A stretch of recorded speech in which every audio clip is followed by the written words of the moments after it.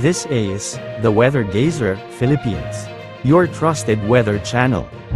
Magandang araw po sa ating lahat at narito na ang pinakahuling update sa magiging lagay ng ating panahon. Sa kasalukuyan ay wala na tayong minomonitor na anumang sama ng panahon gaya ng LPA o bagyo na direktang nakakaapekto sa ating bansa. Ang bagyo naman na tropical storm na nasa kanluran ng bansa ay nananalasan na sa hilagang bahagi ng Vietnam at Southern Taiwan. Wala pa rin tayong namamonitor na panibagong banta ng bagyo o LPA sa susunod na 3 hanggang 5 araw. Sa ngayon ay Intertropical Convergence Zone ang nakakaapekto sa Mindanao at Eastern Visayas, samantalang easterlies ang nakakaapekto sa nalalabing bahagi ng ating bansa. Dahil nga sa pag-iral ng Intertropical Convergence Zone ay magiging maulap ang mga kalangitan na may mga kalat-kalat na pagulan at thunderstorms sa buong Mindanao at Eastern Visayas. Ang mga lugar na ito ay pinapayuhang maging alerto sa banta ng mga pagbaha at pagguho ng lupa lalo na kung may mga katamtaman hanggang sa malalakas na pag-ulan. Samantala, easterlies ang nagdadala ng malinsangang panahon, ngunit magiging maulap ang mga papawirin na may mga kalat-kalat na pagulan at thunderstorms sa Batanes at mainland Cagayan. Kaya pinag-iingat pa rin natin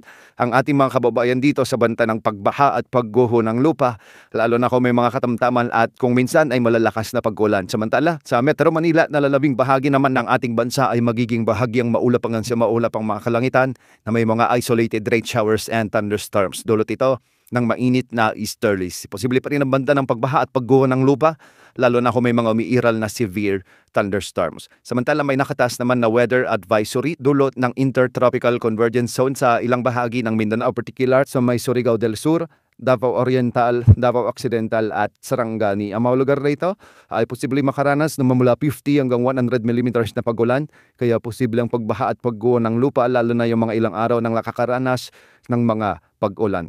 Para naman sa lagay ng mga pag-alon sa ating karagatan, ang mga baybayin sa extreme northern Luzon ay posibleng umabot ang mga pag-alon hanggang 2.8 meters. Sa nalalabing baybayin ng Luzon ay posible ang hanggang 2.5 meters sa pag-alon. Samantala sa mga baybayin naman ng Visayas at Mindanao ay posible ang mga pag-alon hanggang 1.2 meters. Sa kasalukuyan ay wala na epekto ang southwest monsoon o habagat, kaya nagkaroon tayo ng tinatawag na monsoon break. Ang monsoon break ay ang pansamantalang pagkawala ng habagat, kaya ang magiging dominanting weather system sa ating bansa ay either easterlies o intertropical convergence zone. Ngunit sa mga susunod na linggo, posibleng muling umiral ang habagat na magpapaulan sa kanlurang bahagi ng ating bansa.